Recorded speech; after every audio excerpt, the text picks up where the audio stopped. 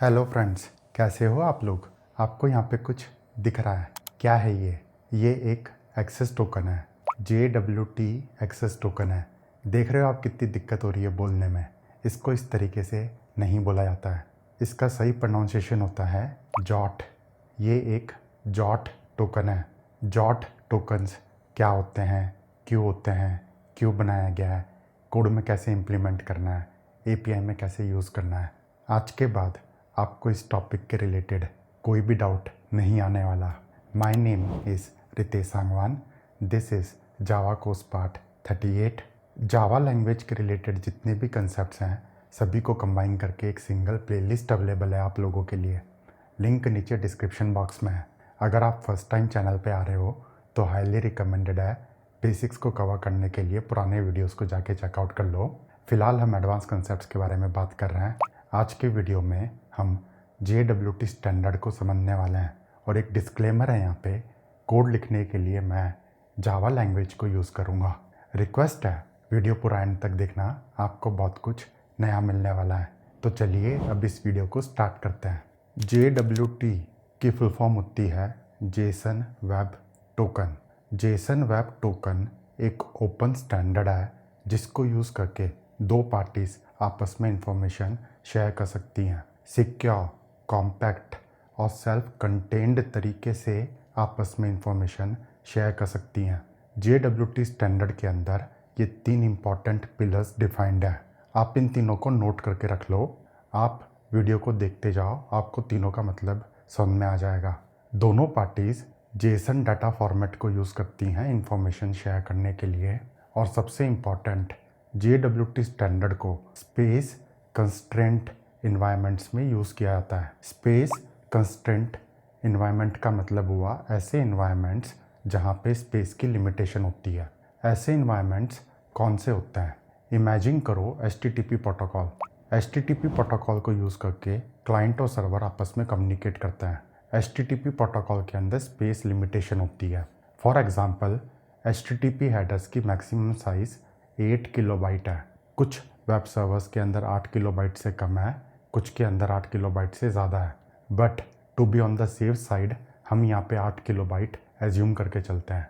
तो ऐसे इन्वायरमेंट जहाँ पे स्पेस की लिमिटेशन है, जैसे कि HTTP 8 किलोबाइट स्पेस लिमिटेशन है, ऐसे इन्वायरमेंट में अगर दोनों पार्टीज़ को, क्लाइंट और सर्वर दोनों को आपस में इंफॉर्मेशन शेयर करनी है तो JWT स्टैंडर्ड एकदम फिट बैठता है। JWT स्टैंडर्ड को प्राइमरली दो पर्पसेस के लिए यूज़ किया जाता है, ऑथराइजेशन एंड इंफॉर्मेशन शेयरिंग। अब ये काम कैसे करता है? सक्सेसफुल वेरिफिकेशन होने के बाद सर्वर ने एक जॉट टोकन जनरेट करके क्लाइंट को रिटर्न कर दिया। क्लाइंट ने टोकन अपने पास स्टोर कर लिया। फिर क्लाइंट आगे जो भी रिक्वेस्ट सेंड करेगा उसके अंदर वो टोकन को ऑथराइजेशन एडर में पास करेगा। इस तरीके से कहने का मतलब है, the bearer of this token is authorized to access the resource on the server. Server क्या करेगा? हेडर में से टोकन को निकालेगा, टोकन को वैलिडेट करेगा और अगर सब कुछ सही होता है तो रिक्वेस्ट को प्रोसेस करके क्लाइंट को रेस्पॉन्स सेंड कर देगा। जॉट टोकन्स का फॉर्मेट ये होता है। टोकन के तीन पार्ट होते हैं। सबसे पहले यहाँ पे है हेडर, हेडर के बाद है डॉट, डॉट के बाद है पेलोड, पेलोड के बाद फिर से है डॉट और सबसे लास्ट में यहाँ पे होता है सिग्नेचर। हेडर के अंदर टोकन का मेटाडाटा स्टोर होता है। इसके अंदर दो प्रॉपर्टीज़ होती हैं। सबसे पहले यहाँ पे है टाइप। टाइप मतलब टोकन का टाइप क्या है, JWT। सेकंड यहाँ पे होता है एल्गोरिथम। कौन से एल्गोरिथम को यूज़ करके इंफॉर्मेशन को साइन किया गया है। जैसे कि यहाँ पे आपको HMAC SHA-256 यूज़ होते हुए दिख रहा है। टोकन को साइन करने के लिए अलग अलग एल्गोरिथम्स अवेलेबल है। अभी हम वीडियो में आगे बढ़ेंगे तो एल्गोरिथम्स के बारे में आपको पता चलेगा। इतनी इन्फॉर्मेशन को, ये जेसन इन्फॉर्मेशन है, इसको बेस 64 URL इनकोड किया जाता है। वो बन जाता है आपका हेडर। हेडर के बाद आप डॉट लगाते हो। फिर सेकंड यहाँ पे आता है पेलोड। पेलोड के अंदर हम अपनी कस्टम इन्फॉर्मेशन स्टोर कर सकते हैं। जो भी पार्टी अपना टोकन जनरेट कर रही है वो पार्टी अपनी इन्फॉर्मेशन उसमें स्टोर करती है। टेक्निकली इसको क्लेम्स नाम दिया गया है। स्टैंडर्ड के अंदर, JWT स्टैंडर्ड के अंदर तीन टाइप के क्लेम्स डिफाइंड है। सबसे पहले यहाँ पे होते हैं रजिस्टर्ड क्लेम्स। रजिस्टर्ड क्लेम्स इतने टाइप के होता है, इसके अंदर इतनी प्रॉपर्टीज़ हैं, 7 फील्ड्स होते हैं यहाँ पे। सबसे पहले यहाँ पे है ISS। ISS मतलब इशूअर, टोकन किसने इशू किया है। अगर कोडिंग दुनिया टोकन इशू करती है तो यहाँ पे कोडिंग दुनिया का नाम आएगा। सेकंड यहाँ पे होता है SUB। SUB मतलब सब्जेक्ट, किसके लिए टोकन जनरेट किया गया है। अगर पब्लिक के लिए टोकन जनरेट करते हैं तो यहाँ पे आएगा पब्लिक। अगर किसी यूज़र के लिए टोकन जनरेट हुआ है तो यहाँ पे यूज़र ID आएगी। थर्ड यहाँ पे होता है audience. AUD is audience. Audience मतलब कौन सी सर्विस के लिए टोकन जनरेट किया गया है। जैसे आप गूगल को इमेजिन करो, गूगल के अंदर आप सेम अकाउंट को यूज़ करके मल्टीपल सर्विसेज कंज्यूम कर सकते हो। यूट्यूब, जीमेल, एंड्रॉयड, ये वो सभी को आप सिंगल अकाउंट यूज़ करके कंज्यूम कर सकते हो। तो अगर यूट्यूब के लिए टोकन जनरेट हुआ है तो ऑडियंस में यूट्यूब आएगा। अगर मेरी कोई दूसरी सर्विस है, इनवॉइस जनरेट करने के लिए एक सर्विस है, तो वो यहाँ पे आएगा। फोर्थ यहाँ पे होता है एक्सपायरी, EXP। कहने का मतलब है टोकन कितनी देर तक वैलिड है। यहाँ पे आपको जो टाइम दिख रहा है ये यूनिक्स इपॉक सेकंड का टाइम है।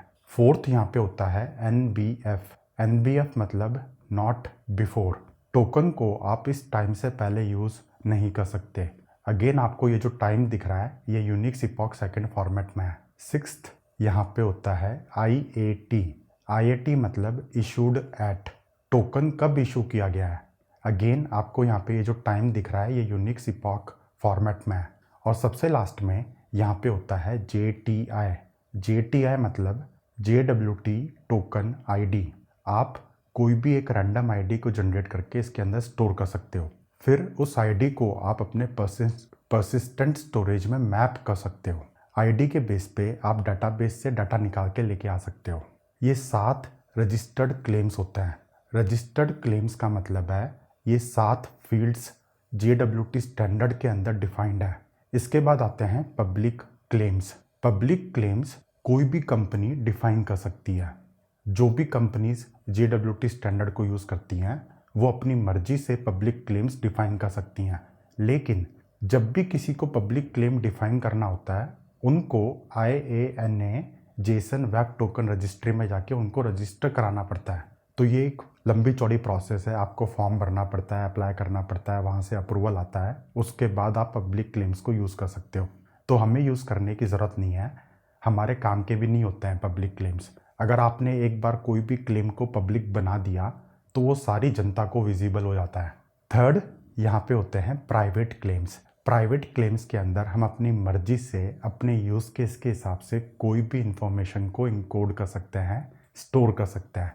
जैसे अगर मुझे यूज़र्स के रोल्स को स्टोर करना है तो इस तरीके से मैं रोल्स को स्टोर कर सकता हूँ। यूज़र के ईमेल को स्टोर करना है तो इस तरीके से कर सकता हूँ। परमिशंस को करना है तो वो भी कर सकता हूँ। कोई और फील्ड जो आपके यूज़ केस पे डिपेंड करता हो, आप सोच लो, आप उस फील्ड को प्राइवेट क्लेम्स के अंदर स्टोर कर सकते हो। ये तीनों क्लेम्स के अंदर आपने जितनी भी इंफॉर्मेशन स्टोर करी है वो आपका एक जेसन ऑब्जेक्ट बन गया। उस ऑब्जेक्ट को आप अगेन बेस 64 URL इनकोड करते हो, वो आपका बन जाता है पेलोड। पेलोड के बाद आप फिर से डॉट ऑपरेटर लगाते हो और सबसे लास्ट में यहाँ पे आता है टोकन का सिग्नेचर। सिग्नेचर एक इम्पॉर्टेंट पार्ट है। हेडर की इंफॉर्मेशन को प्लस पेलोड की इंफॉर्मेशन दोनों को कंबाइन करते हैं, फिर आपके पास यहाँ पे होती है एक सीक्रेट की। ये तीनों चीज़ों को आप एक एल्गोरिथम के अंदर इनपुट देते हो। एल्गोरिथम इनको यूज़ करके एक हैश जनरेट करता है, एक सिग्नेचर जनरेट करता है, वो बन जाता है आपका टोकन का सिग्नेचर। और वो सबसे लास्ट पार्ट बन गया आपका। इन तीनों को कंबाइन करके आपका फुल्ली फंक्शनल टोकन इस टाइप का दिखता है। ये टोकन एक कॉम्पैक्ट फॉर्मेट में है। नंबर 1 तो ये। नंबर 2 ये टोकन सेल्फ कंटेन्ड है। सेल्फ कंटेन्ड का मतलब हुआ टोकन के अंदर सारी इंफॉर्मेशन है, प्लस इंफॉर्मेशन को कैसे वेरीफाई करना है, क्या एल्गोरिथम यूज़ करके साइन किया गया है, वो भी टोकन के अंदर है। सिग्नेचर क्या है वो भी टोकन के अंदर है। इस टोकन के अलावा किसी भी पार्टी को कोई तीसरी चीज़ की ज़रूरत नहीं है इंफॉर्मेशन को डिकोड करने के लिए, इंफॉर्मेशन को रीड करने के लिए। JWT टोकन सिक्योर होते हैं। दोनों पार्टीज़ सिक्योर तरीके से इंफॉर्मेशन को शेयर कर सकती हैं। क्यों सिक्योर होते हैं ये? क्योंकि नंबर 1, हमने यहाँ पे एक एल्गोरिथम को यूज़ करके टोकन को साइन किया है। तो अगर बीच में कोई बंदा इन्फॉर्मेशन को चेंज करने की कोशिश करेगा तो टोकन का सिग्नेचर चेंज हो जाएगा। तो वहाँ पे टोकन वेरिफिकेशन में फेलियर मिलेगा हमें। टोकन वेरीफाई नहीं होगा क्योंकि सिग्नेचर बदल गया है। टोकन को साइन करने के लिए जो भी सीक्रेट की यूज़ की गई है, एक वही चीज़ है जो आपको सीक्रेट रखनी होती है। आप अपनी सीक्रेट की कहीं पे भी लीक नहीं करते हो, कहीं पे भी रिलीज़ नहीं करते हो। इस टोकन के अंदर जो भी इंफॉर्मेशन स्टोर्ड है, दोनों पार्टीज उस इंफॉर्मेशन को ट्रस्ट कर सकती हैं। क्यों ट्रस्ट कर सकती हैं? क्योंकि जैसे मैंने आपको बताया, इंफॉर्मेशन को चेंज नहीं किया जा सकता। अगर चेंज करोगे तो सिग्नेचर चेंज हो जाएगा, तो कोई चेंज ही नहीं कर सकता, इसीलिए ट्रस्ट फैक्टर जनरेट होता है। नंबर 2, जिस भी पार्टी ने टोकन को जनरेट किया है, सीक्रेट की उसके पास है, तो जिसके पास सीक्रेट की होती है वही टोकन को साइन कर सकता है। आगे बढ़ने से पहले JWT टोकन्स को लेके 2 इंपॉर्टेंट पॉइंट्स हैं, उसको क्लैरिफाई करता है। नंबर 1, टोकन को साइन करने के लिए आप इतने सारे एल्गोरिथम्स को यूज़ कर सकते हो। HMAC SHA-256, HMAC SHA-512, RSA etcetera etcetera, यहाँ पे इतने एल्गोरिथम्स डिफाइंड है। एल्गोरिथम्स को हमें इम्प्लीमेंट करने की ज़रूरत नहीं होती है दोस्तों, हम एक्सटर्नल लाइब्रेरीज को यूज़ करके सारा काम निकालते हैं। अभी हम कोड लिखेंगे तो आपको क्लैरिटी मिल जाएगी। आपको बस ध्यान रखना है कि एल्गोरिथम कौन सा यूज़ कर रहे हो आप।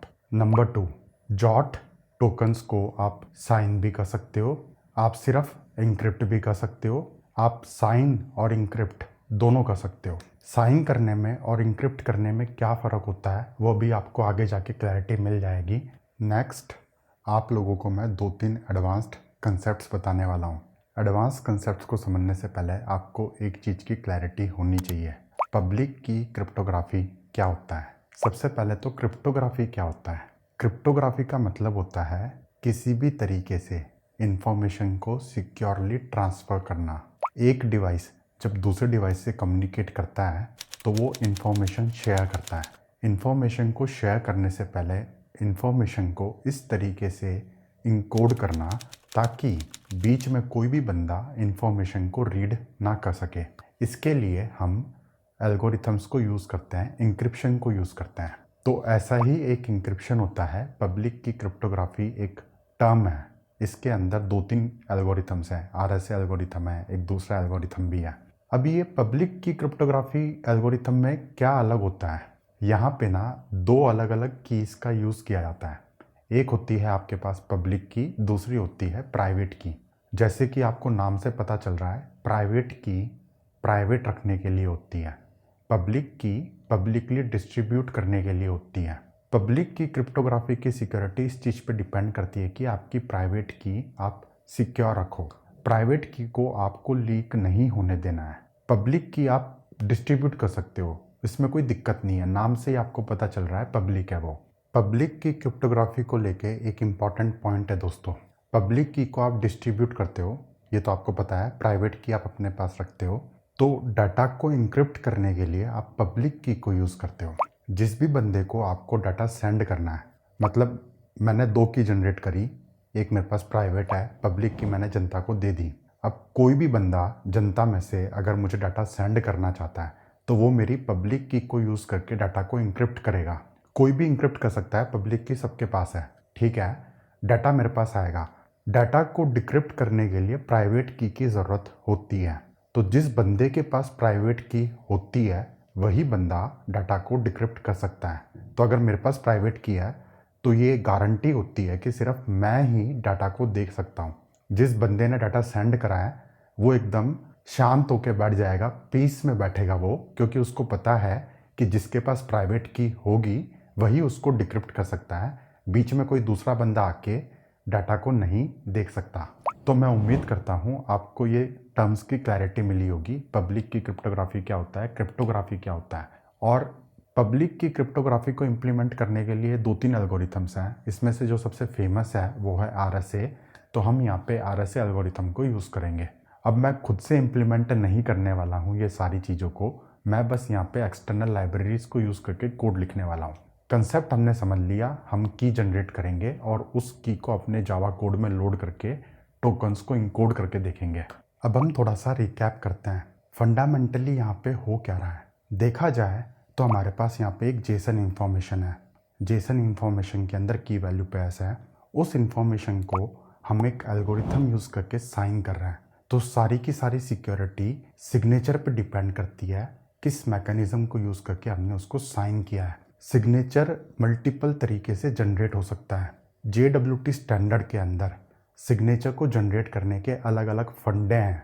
उसके बेस पे टोकन अलग अलग निकल के आता है। उसके बेस पे अलग अलग कंसेप्ट सप्लाई होते हैं आगे जाके। अभी मैं आपको वो सारे फंडे बताने वाला हूँ। जो बातें मैं आपको बताने वाला हूँ वो आपको पूरे यूट्यूब पे कहीं नहीं मिलेगी। और अगर आप इतनी सी इन्फॉर्मेशन को ध्यान में रखोगे तो ये बहुत बड़ा डिफरेंस क्रिएट कर देती है। 10 lakh salary versus 20 lakh salary में यही फ़र्क होता है कि लोगों को ये एडवांस फंडों के बारे में पता होता है। तो अब हम उसको डिस्कस करते हैं। नंबर 1, आप टोकन को 2 तरीके से साइन कर सकते हो। या तो आप सीक्रेट की को यूज़ करके साइन कर सकते हो, या फिर आप पब्लिक प्राइवेट की पेयर को यूज़ करके साइन कर सकते हो।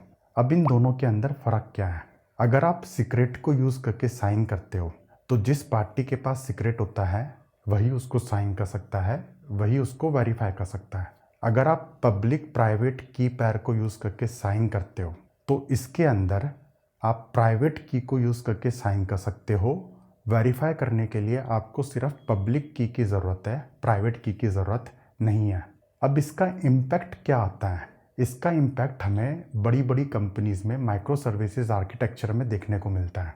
इमेजिन करो आपकी एक कंपनी है, कंपनी के अंदर माइक्रो सर्विस आर्किटेक्चर के हिसाब से बहुत सारी माइक्रो सर्विसेज बना रखी हैं। ऑर्डर सर्विस है, पेमेंट सर्विस है, यूज़र सर्विस है, इनवॉइस की सर्विस है, रिपोर्ट जनरेट करने के लिए एक अलग सर्विस है। अब ये जितनी भी सर्विस हैं, सभी की सभी सर्विस एक सिंगल सर्विस को यूज़ करती है ऑथेंटिकेशन एंड ऑथराइजेशन के लिए। तो यहाँ पे आपके पास एक ऑथ सर्विस भी है। ऑथ सर्विस का काम क्या होता है? टोकन्स को जनरेट करना, साइन करना। ठीक है, तो ऑथ सर्विस ने एक JWT टोकन जनरेट करके रिटर्न कर दिया। अब ये जो बची हुई सर्विसेज हैं, ऑर्डर सर्विस हो चाहे पेमेंट सर्विस हो, ये सभी सर्विसेज को टोकन को वेरीफाई करना पड़ता है।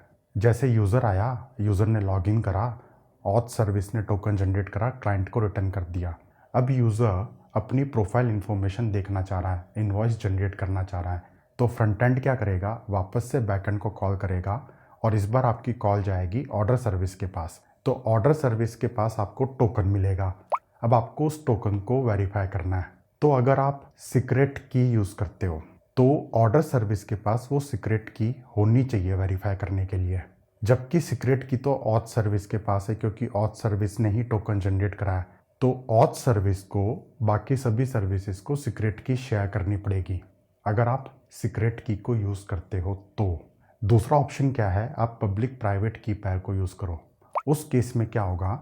प्राइवेट की आपके पास ऑथ सर्विस के पास है, ऑथ सर्विस ने प्राइवेट की को यूज़ करके टोकन जनरेट कर दिया। ऑर्डर सर्विस के पास प्राइवेट की होने की कोई ज़रूरत नहीं है। ऑर्डर सर्विस के पास अगर सिर्फ पब्लिक की होती है तो भी वो पब्लिक की को यूज़ करके टोकन को वेरीफाई कर सकता है। साइन नहीं कर सकता लेकिन वेरीफाई कर सकता है।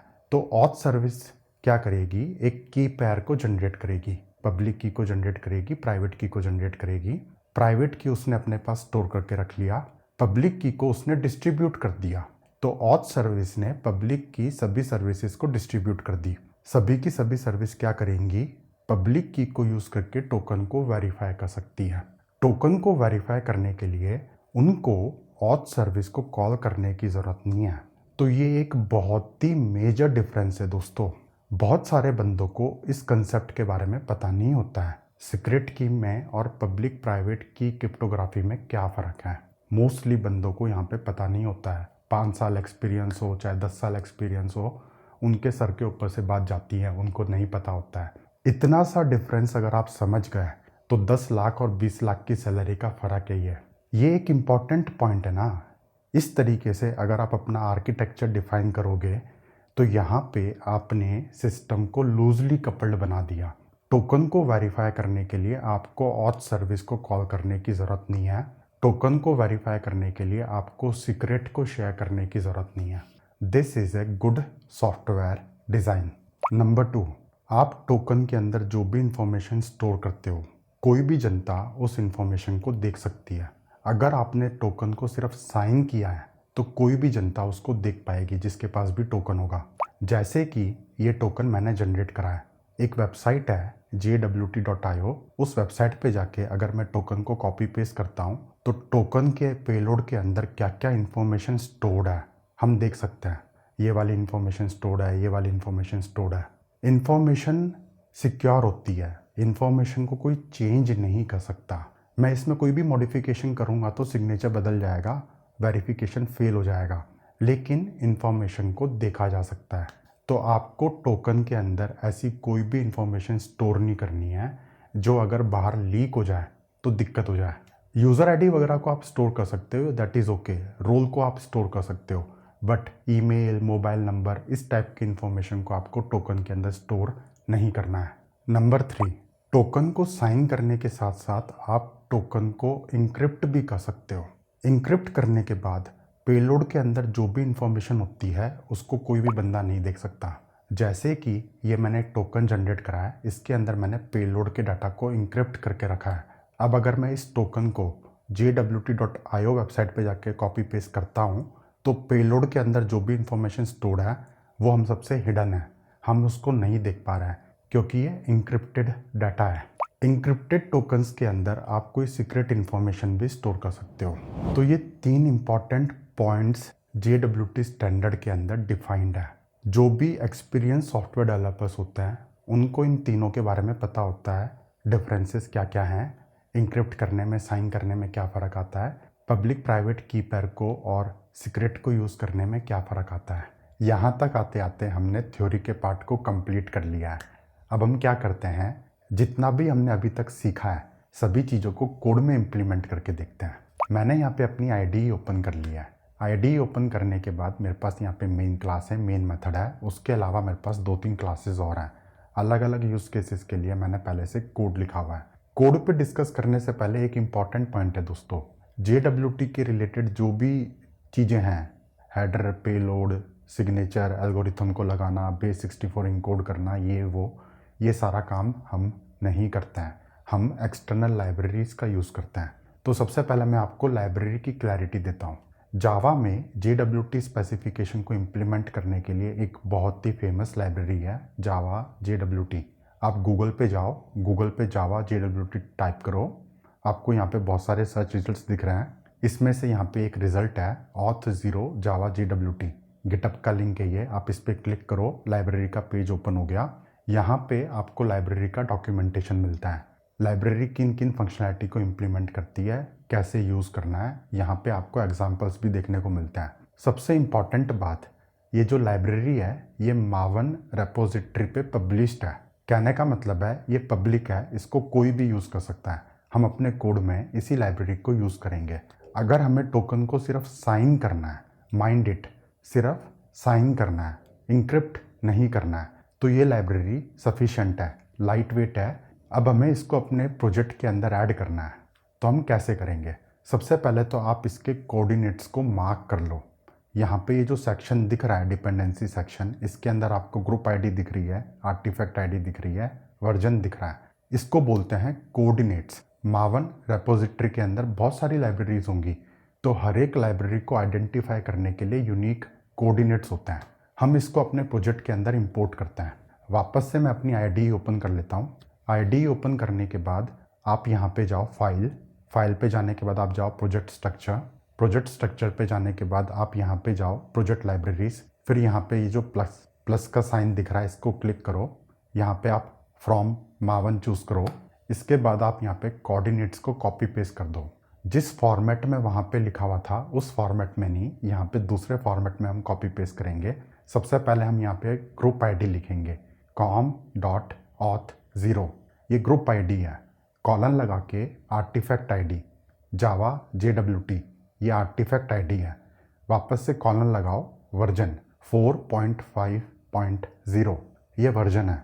इसके बाद आप सर्च करो, सर्च करने के बाद यहाँ पे ये लिस्ट हो गया, ओके करो, अप्लाई करो। यहाँ पे ये कुछ कर रहा है, इंपोर्ट कर रहा है। कंप्लीट होने के बाद ये एक्सटर्नल लाइब्रेरीज आपको यहाँ पे अवेलेबल हो चुकी हैं। अब हम अपने कोड में चलते हैं। कोड में सबसे पहले हम साइन करने के तरीके को देखेंगे। नॉर्मल सीक्रेट को यूज़ करके कैसे टोकन को जनरेट करना है, उसके लिए मैंने यहाँ पे एक क्लास बना रखी है। क्लास के अंदर मेरे पास 3 अलग अलग मेथड्स हैं। मेन मेथड है, ड्राइवर कोड है, फिर यहाँ पे एक मेथड है जनरेट JWT जो JWT को जनरेट करता है, एक दूसरा मेथड है जो JWT को वेरीफाई करता है। सबसे पहले हम JWT को जनरेट करना समझते हैं। तो यहाँ पे मेरे पास जनरेट मेथड है। जनरेट मेथड के अंदर सबसे पहले मैंने एल्गोरिथम का ऑब्जेक्ट बनाया है। एल्गोरिथम जो क्लास है ये लाइब्रेरी की क्लास है। तो यहाँ पे मैं HMAC SHA 256 को यूज़ करके मैंने उसका ऑब्जेक्ट बनाया। ऑब्जेक्ट बनाने के टाइम पे मुझे यहाँ पे एक स्ट्रिंग पास करनी है। ये स्ट्रिंग आपका सीक्रेट है। यहाँ पे मैंने सिंपल हेलो को पास कर रखा है, बट प्रोडक्शन एप्लीकेशंस के अंदर आप एक बड़ी सी कॉम्प्लेक्स स्ट्रिंग को इनपुट करोगे। एक इम्पॉर्टेंट पॉइंट है यहाँ पे, सीक्रेट आपका सीक्रेट की तरह ही होना चाहिए। आप उसको इस तरीके से सोर्स कोड में नहीं लिख सकते। सोर्स कोड को तो आप चेकिंग करते हो, गिट पे पुश करते हो, तो वहाँ पे तो कोई भी आपके सीक्रेट को देख सकता है। नहीं, यहाँ पे मैंने सिर्फ डेमोन्स्ट्रेशन के लिए सीक्रेट को यहाँ पे डायरेक्टली पास कर रखा है। प्रोडक्शन एप्लीकेशंस के अंदर आप सीक्रेट को इन्वायरमेंट वेरिएबल से रीड करके यहाँ पे पास करते हो। इसके बाद मैंने यहाँ पे एक मैप बना रखा है, map of string comma object claims is equal to new hash map. इस मैप के अंदर हम अपने पेलोड डाटा को स्टोर करेंगे। मैंने आपको बताया था JWT के अंदर 2 टाइप के क्लेम्स होते हैं, रजिस्टर्ड क्लेम्स और प्राइवेट क्लेम्स। तो रजिस्टर्ड क्लेम कौन कौन से हैं मैंने उनको यहाँ पे पुट कर रखा है। सबसे पहले मैंने यहाँ पे इशूअर को पुट कर रखा है। इशूअर के बाद सब्जेक्ट, उसके बाद ऑडियंस, उसके बाद एक्सपायरी। बाय डिफ़ॉल्ट मैं यहाँ पे 1 घंटे की एक्सपायरी सेट कर रहा हूँ। एक्सपायरी यूनिक सिपॉक फॉर्मेट में होती है, तो मैंने यहाँ पे इंस्टेंट क्लास को यूज़ करा। नाउ मेथड को कॉल करके नया ऑब्जेक्ट बनाया, फिर उस पर मैंने 60 मिनट को प्लस कर दिया। उसके बाद मैंने गेट इपॉक सेकंड मेथड को कॉल करके इपॉक सेकंड निकाल के लेके आ गया। फिर उसके बाद मैंने यहाँ पे नॉट बिफोर क्लेम को सेट कर रखा है। नॉट बिफोर मतलब कि ये टोकन इतने टाइम से पहले यूज़ नहीं हो सकता। तो यहाँ पे मैंने डेमोन्स्ट्रेशन के लिए करंट टाइम के ऊपर 1 मिलीसेकंड को प्लस कर रखा है। आपके यूज़ केस के हिसाब से आप यहाँ पे कोई भी वैल्यू सेट कर सकते हो, 5 मिनट, 1 मिनट, 2 मिनट, या फिर आप इसको एम्प्टी भी छोड़ सकते हो। ये जितने भी क्लेम्स हम यहाँ पे देख रहे हैं ये सारे के सारे क्लेम्स ऑप्शनल है।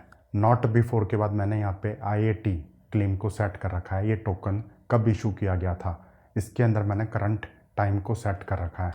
और सबसे लास्ट में मैंने यहाँ पे JTI जॉट टोकन की ID क्या है उसको सेट कर रखा है। इस केस के अंदर मैंने रैंडमली UUID को जनरेट करके उसकी वैल्यू को सेट कर रखा है।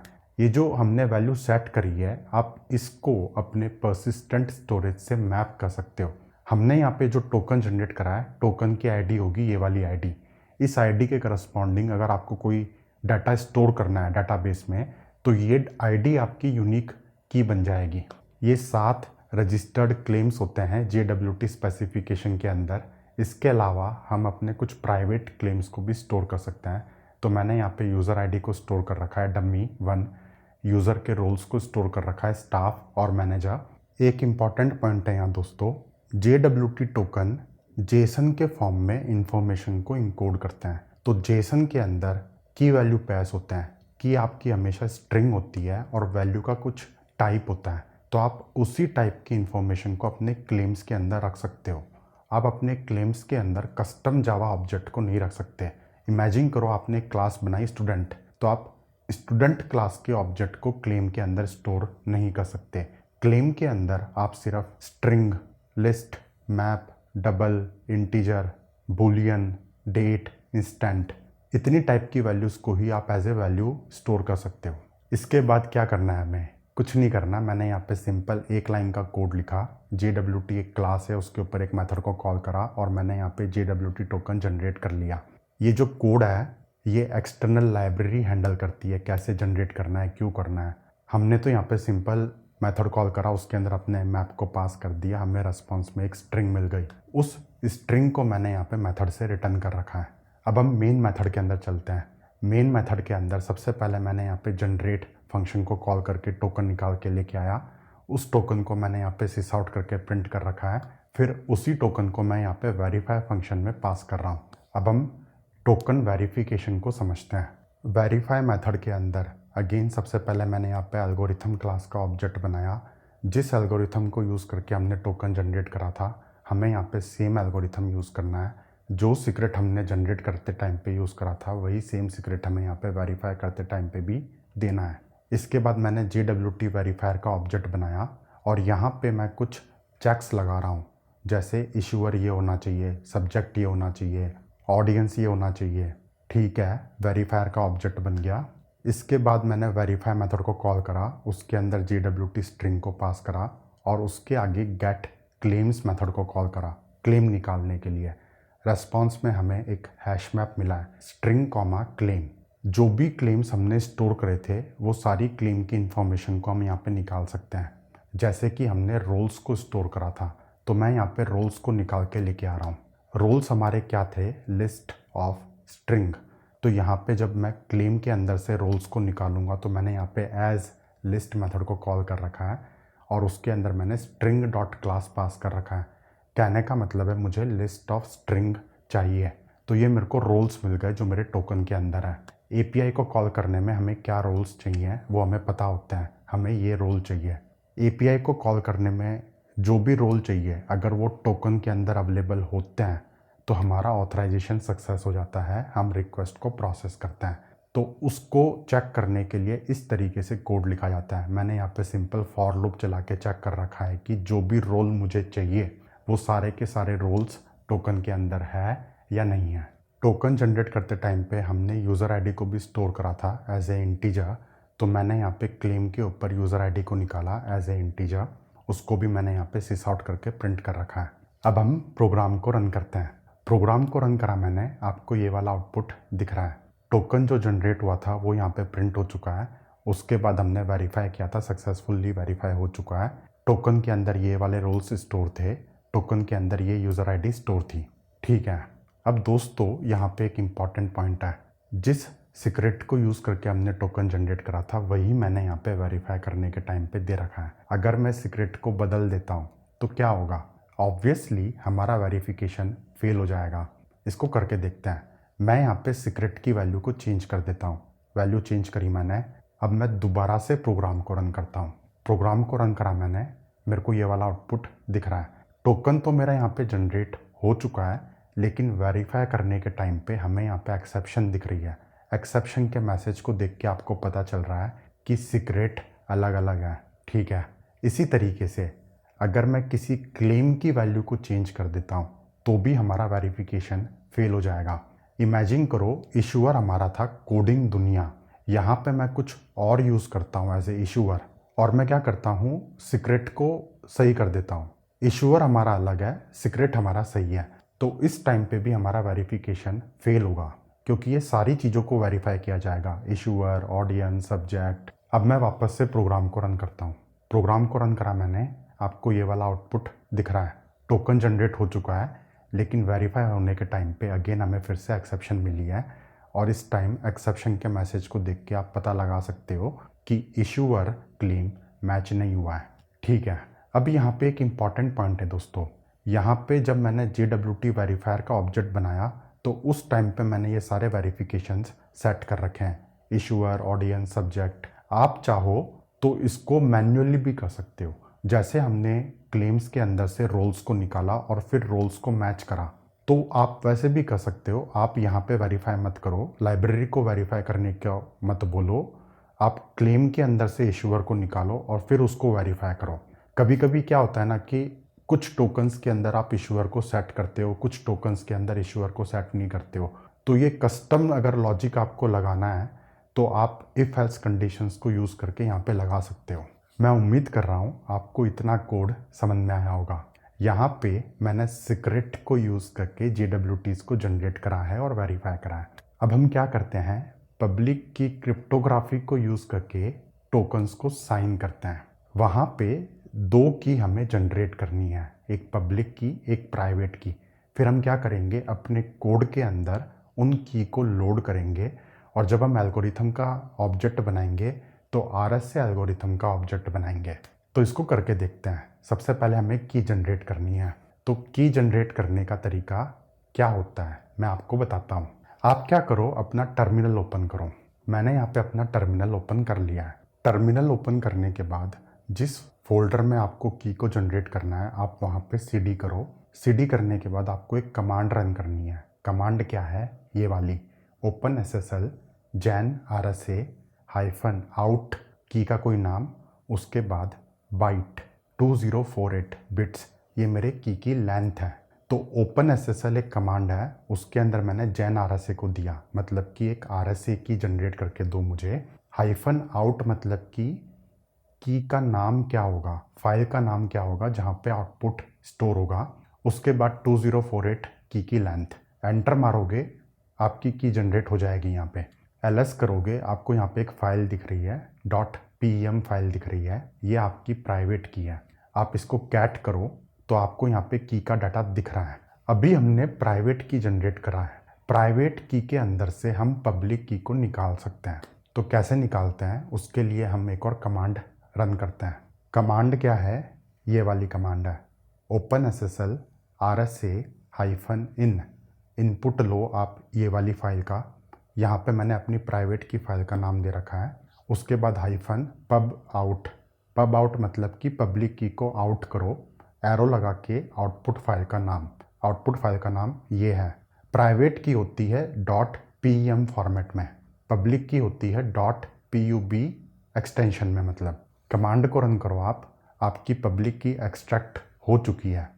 आप वापस से ls करोगे, आपको यहाँ पे दो फाइल दिख रही है, .pub वाली फाइल है, आप इसको कैट करो, आपको यहाँ पे पब्लिक की दिख रही है। ओके, हमने पब्लिक प्राइवेट की पेयर को जनरेट कर लिया। फर्स्ट स्टेप हमारा डन हो चुका है। अब हम वापस से अपने कोड में चलते हैं। कोड में हमें करना क्या है? हमें पब्लिक प्राइवेट की को लोड करना है सबसे पहले। तो लोड करने के लिए मैंने कोड लिखा हुआ है। यहाँ पे मेरे पास एक क्लास है, लोड कीज क्लास है। ये क्लास एक यूटिलिटी क्लास है जो फाइल को रीड करके प्राइवेट की और पब्लिक की को निकाल के लेके आती है। तो ये क्लास फाइनल है, इसको कोई एक्सटेंड नहीं कर सकता। इस क्लास का कंस्ट्रक्टर प्राइवेट है, आप इसके ऑब्जेक्ट नहीं बना सकते। इसके अंदर सिर्फ स्टैटिक मेथड्स हैं की का डाटा रीड करने के लिए। तो यहाँ पे सबसे पहले मेरे पास एक मेथड है लोड प्राइवेट की। ये एक स्ट्रिंग आर्ग्यूमेंट को लेता है। इस फाइल पाथ पे जो भी की है उसके डाटा को लोड करो। ओके, अभी आपको यहाँ पे कोड देखने में कॉम्प्लेक्स लग रहा होगा, बट बिल्कुल भी कॉम्प्लेक्स नहीं है। लॉजिक को समझोगे तो बहुत ईजी लगेगा। तो सबसे पहले मैंने यहाँ पे क्या करा, मैंने यहाँ पे फाइल्स क्लास को यूज़ करके इस फाइल पाथ पे जो भी डाटा है उसको एज ए बाइट रीड कर लिया मैंने। ठीक है, फिर उस बाइट को मैंने स्ट्रिंग में कन्वर्ट कर दिया। Standard character set UTF-8 character set को यूज़ करके बाइट डाटा को मैंने स्ट्रिंग में कन्वर्ट कर लिया। आप चाहो तो input stream reader, file input stream, इस टाइप के ऑब्जेक्ट्स बना के भी रीड कर सकते हो, बट फाइल्स एक यूटिलिटी क्लास है, जावा 8 के अंदर आया था ये, उसको यूज़ करके डायरेक्टली आप इस तरीके से रीड कर सकते हो। आपको ट्राई विथ रिसोर्स करने की ज़रूरत ही नहीं है। ये तब काम करता है जब आपके पास फाइल साइज़ छोटी होती है, क्योंकि ये सारा डाटा को मेमोरी में लोड करता है। अगर आपका फाइल साइज़ GB में है तो आपको file input stream output stream के ही ऑब्जेक्ट्स बनाने पड़ेंगे, बफर बाय बफर करके आपको डाटा को रीड करना पड़ेगा। फिलहाल हमारे पास तो प्राइवेट की है जिसका साइज़ तो कुछ KB ही होता है, तो मैंने यहाँ पे डायरेक्टली फाइल्स क्लास को यूज़ कर रखा है। ठीक है सर, आगे बढ़ते हैं। स्ट्रिंग में कन्वर्ट कर लिया, ठीक है, अब आगे बढ़ते हैं। अब हमारे पास जो प्राइवेट और पब्लिक की होती हैं उनके ऊपर कुछ हेडर्स होते हैं, जैसे कि बिगिन प्राइवेट की, एंड प्राइवेट की, वहाँ पे कुछ लाइन सेपरेटर्स भी होते हैं। हमें वो सारी चीज़ों को हटाना है, तो मैंने यहाँ पे सिंपल रिप्लेस कर रखा है, स्ट्रिंग के ऊपर रिप्लेस कर रखा है। बिगिन प्राइवेट की को रिप्लेस करके एम्प्टी स्ट्रिंग से रिप्लेस कर दिया, एंड प्राइवेट की को एम्प्टी स्ट्रिंग से रिप्लेस कर दिया, लाइन सेपरेटर्स को रिप्लेस कर दिया। तो मेरे पास एक सिंपल स्ट्रिंग आ जाएगी जिसके अंदर की का डाटा होगा। ये बेस 64 एन्कोडेड डाटा होता है, तब मुझे इसको डिकोड करना है। तो base 64 dot decoder dot decode को यूज़ करके मैंने इस डाटा को डिकोड कर रखा है। मेरे को यहाँ पे बाइट डाटा मिल गया। फिर मैंने यहाँ पे PKCS8 इनकोडिंग स्पैक एक क्लास है, इसका ऑब्जेक्ट बनाया है। java.security पैकेज के अंदर ये क्लास है। मुझे खुद नहीं पता था, ये तो हमें गूगल करके पता चल जाता है कि कौन सी क्लास के ऑब्जेक्ट को यूज़ करके RSA की को रीड करना है। तो इस फॉर्मेट में आपकी RSA की होती है, इनकोडेड फॉर्मेट है ये PKCS8, उसके हिसाब से हम RSA को रीड कर रहे हैं। तो ऑब्जेक्ट बनाने के टाइम पे मैं यहाँ पे बाइट डाटा को दे रहा हूँ, उसके बाद मैंने यहाँ पे की फैक्ट्री को यूज़ करके RSA का ऑब्जेक्ट बनाया और फिर मैंने यहाँ पे प्राइवेट की को निकाल के उसको रिटर्न कर रखा है। अभी हमने ये जो कोड लिखा है ना दोस्तों, आपको इसको रटने की ज़रूरत नहीं है, आपको लॉजिक समझना है। लॉजिक बिल्कुल सिंपल है। सबसे पहले तो फाइल में से बाइट डाटा को रीड करो, फिर आप उसके अंदर से हेडर्स को हटाओ, बिगिन प्राइवेट की, एंड प्राइवेट की, लाइन सेपरेटर्स को हटाओ, फिर उसके बाद base64 डिकोड करो, फिर उसके बाद ये एनकोडिंग स्पेक का ऑब्जेक्ट बना के बाइट डाटा को प्राइवेट की वाले ऑब्जेक्ट में कन्वर्ट कर दो। तो इस मेथड का रिटर्न टाइप क्या है? RSA प्राइवेट की। तो हमने प्राइवेट की को रीड कर लिया। इसी तरीके से हम पब्लिक की को रीड करते हैं। पब्लिक की को रीड करने के लिए अगेन मेरे पास यहाँ पे एक मेथड है, इसका भी एक आर्ग्यूमेंट है स्ट्रिंग फाइल पाथ। इस फाइल पाथ पे जो भी पब्लिक की का डाटा है रीड करके लेके आओ। तो सेम प्रोसेस है। सबसे पहले मैं फाइल्स क्लास को यूज़ करके फाइल के अंदर जो भी बाइट डाटा है उसको बाइट अरे में रीड कर रहा हूँ, फिर उसको मैं यहाँ पे स्ट्रिंग में कन्वर्ट कर रहा हूँ। स्ट्रिंग में कन्वर्ट करने के बाद मैं हेडर्स को हटा रहा हूँ। पब्लिक की के अंदर भी हेडर्स होते हैं, बिगिन पब्लिक की, एंड पब्लिक की, लाइन सेपरेटर्स होते हैं। इन सारी चीज़ों को मैंने हटाया, मेरे को नॉर्मल डाटा मिल गया, उसको मैंने base64 डिकोड करा तो मेरे को बाइट डाटा मिल गया। फिर मैंने यहाँ पे एक दूसरी क्लास का ऑब्जेक्ट बना रखा है X509 एनकोडेड की स्पेक। इस क्लास का ऑब्जेक्ट बनाया मैंने। ऑब्जेक्ट बनाने के टाइम पे मैंने यहाँ पे की के डाटा को दे रखा है as a constructor argument. Public key का जो फॉर्मेट होता है वो ये होता है X509 की स्पेक। ये मैंने नहीं बनाया है दोस्तों, ये जिन्होंने एल्गोरिथम्स बनाए हैं, जिन्होंने स्टैंडर्ड बनाया है, उन्होंने डिफाइन कर रखा है, जावा ने उनको इम्प्लीमेंट कर रखा है और हम उसको सिर्फ यूज़ कर रहे हैं ऑब्जेक्ट बना के। इसके बाद मैंने की फैक्ट्री के ऊपर गेट इंस्टेंस को कॉल करा, RSA का आ गया मेरे पास ऑब्जेक्ट, उसके ऊपर मैंने पब्लिक की निकाल के रिटर्न कर रखा है। ओके, तो ये क्लास हमारी यहाँ पे डन हो गई। इस क्लास के अंदर हम सिर्फ पब्लिक और प्राइवेट की को लोड कर रहे हैं। अब हम क्या करते हैं, पब्लिक और प्राइवेट की को टोकन जनरेट करने के लिए यूज़ करते हैं। तो इसके लिए मैंने यहाँ पे एक और क्लास बना रखी है साइंड JWT RSA एग्जाम्पल। ये क्लास है, इसके अंदर हम RSA एल्गोरिथम को यूज़ करके टोकन को जनरेट करेंगे। टोकन को जनरेट कैसे करना है, वेरीफाई कैसे करना है, कोड हम पहले समझ चुके हैं। क्लेम्स कैसे पुट करने हैं, क्लेम्स को कैसे वेरीफाई करना है, सारी चीज़ों की क्लैरिटी हमारे पास है। हमें यहाँ पे सिर्फ एल्गोरिथम ऑब्जेक्ट के अंदर चेंज करना है। तो यहाँ पे मेरे पास एक मेथड है जनरेट JWT, इसके अंदर मैं एल्गोरिथम का ऑब्जेक्ट बना रहा हूँ।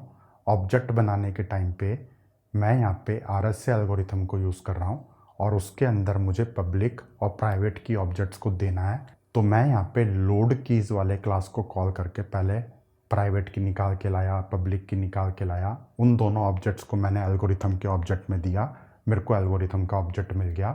उसके बाद सेम प्रोसेस है जो हमने पहले देखी थी, क्लेम्स का मैप बनाओ, उसके अंदर क्लेम्स को पुट करो, प्राइवेट क्लेम्स को पुट करो, JWT को जनरेट करो, जनरेट करके रिटर्न कर दो।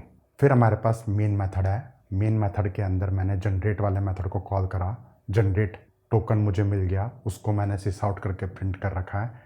फिर उस टोकन को हम वेरीफाई कर रहे हैं। तो वेरीफाई के लिए वेरीफाई मेथड है। वेरीफाई मेथड के अंदर भी सेम प्रोसेस है दोस्तों। सबसे पहले आप की को लोड करो, पब्लिक प्राइवेट दोनों की को लोड करो, उसके बाद एल्गोरिथम का ऑब्जेक्ट बनाओ। ऑब्जेक्ट बनाने के टाइम पे आपको पब्लिक और प्राइवेट की दोनों ऑब्जेक्ट्स को देना है। फिर आप एल्गोरिथम के ऑब्जेक्ट को यूज़ करो वेरीफाई करने के लिए। अब अगर आपकी यहाँ पे की अलग अलग होगी तो ऑब्वियसली वेरिफिकेशन फेल हो जाएगा। हमारे केस में जिस की को यूज़ करके हमने साइन करा था उसी की को यूज़ करके हम वेरीफाई कर रहे हैं, तो हमारा तो सक्सेस होना चाहिए। देखते हैं क्या होता है। अब मैं प्रोग्राम को रन करता हूँ। प्रोग्राम को रन करा मैंने, मेरे को ये वाला आउटपुट दिख रहा है, टोकन जनरेट हो चुका है, टोकन के अंदर क्या क्या क्लेम्स थे वो प्रिंट हो चुके हैं, टोकन वेरीफाई भी हो चुका है। अब एक काम करते हैं दोस्तों, ये जो टोकन मैंने जनरेट करा है इसको मैं कॉपी करता हूँ, इसको मैं jwt.io वेबसाइट पे जाके पेस्ट करता हूँ। तो यहाँ पे मैंने अपना क्रोम ओपन करा, क्रोम के अंदर मैं jwt.io ओपन करता हूँ।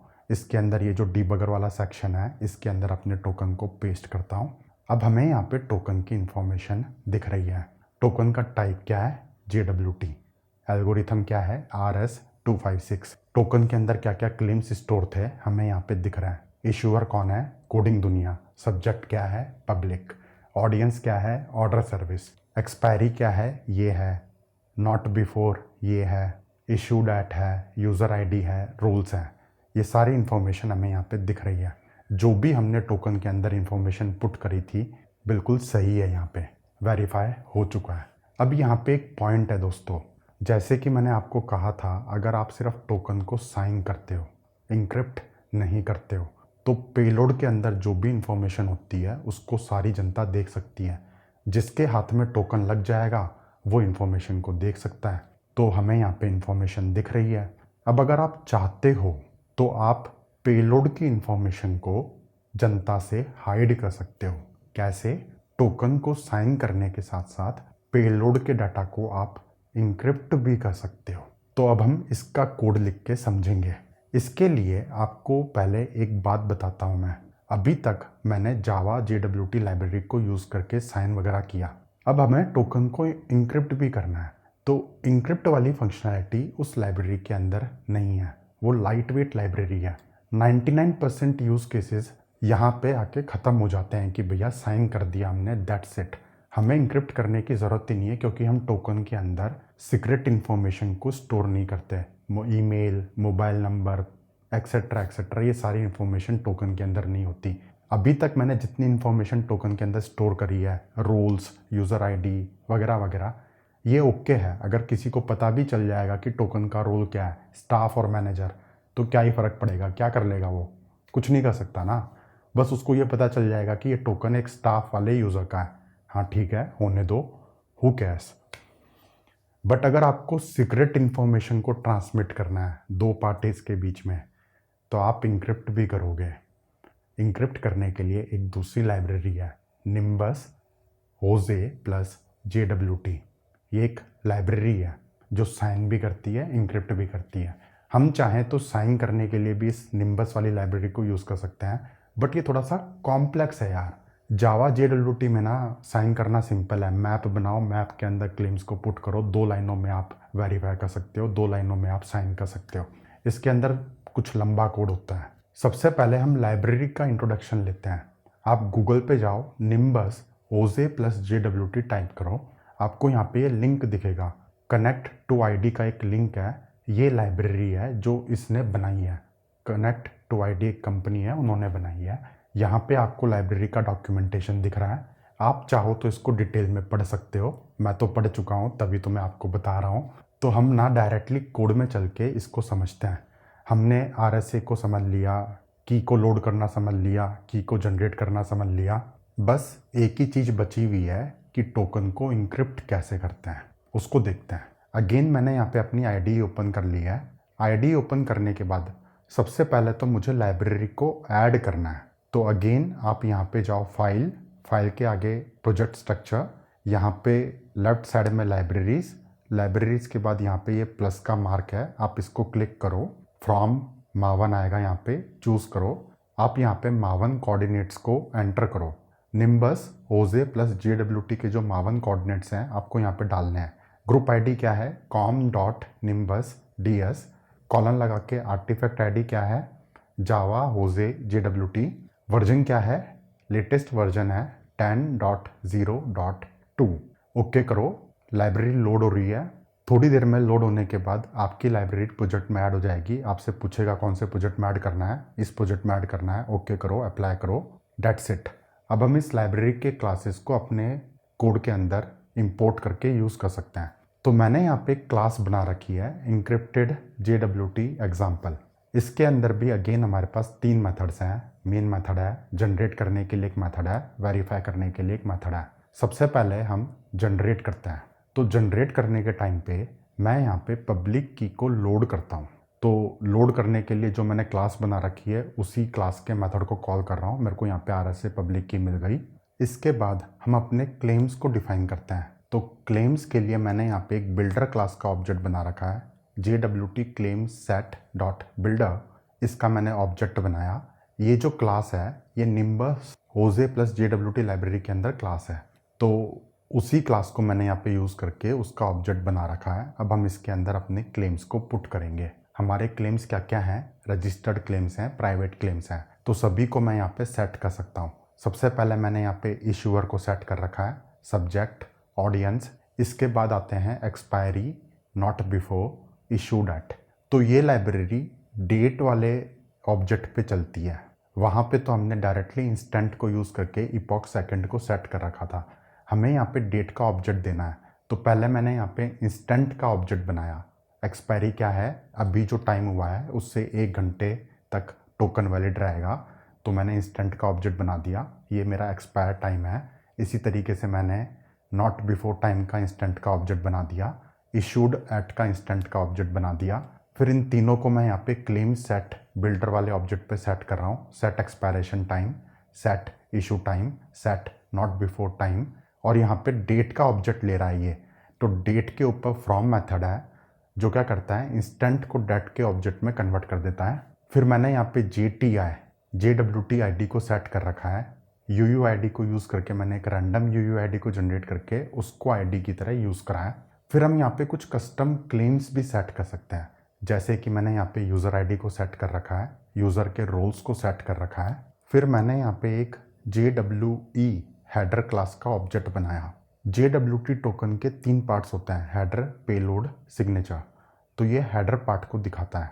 हेडर पार्ट के अंदर मैंने यहाँ पे RS से OEAP कुछ है 256 इस टाइप का एल्गोरिथम है, इसको यूज़ करके हेडर के अंदर सेट कर दिया मैंने। आपको इसको रटने की ज़रूरत नहीं है दोस्तों, आप कंसेप्ट समझ लो। बाकी ये जो चीज़ है ये तो आप डॉट लगाओगे आईडी के अंदर तो अपने आप आ जाएगी। मेरे को भी नहीं पता, मैं भी आपको अंदाजे से बता रहा हूँ क्या है। मैं तो ग्रीन स्क्रीन के सामने रिकॉर्ड कर रहा हूँ। डॉट लगाने के बाद अपने आप आ जाता है वो। हेडर का ऑब्जेक्ट बनाने के बाद हमें यहाँ पे एंक्रिप्टेड JWT, ये एक दूसरी क्लास है, इसका ऑब्जेक्ट बनाना है। बनाया मैंने ऑब्जेक्ट बनाने के टाइम पे मुझे यहाँ पे हेडर के ऑब्जेक्ट को देना है, दे दिया मैंने। और मैंने यहाँ पे क्लेम्स को भी दे रखा है। क्लेम सेट बिल्डर जो है उसके ऊपर मैंने बिल्ड मेथड को कॉल करा तो हमारे क्लेम्स बिल्ड हो गए। तो हेडर पार्ट मैंने बिल्ड कर लिया, क्लेम्स को मैंने बिल्ड कर लिया, दोनों को मैंने इंक्रिप्टेड JWT के ऑब्जेक्ट में दे दिया। अब मैं क्या करता हूँ, इसको इंक्रिप्ट करता हूँ।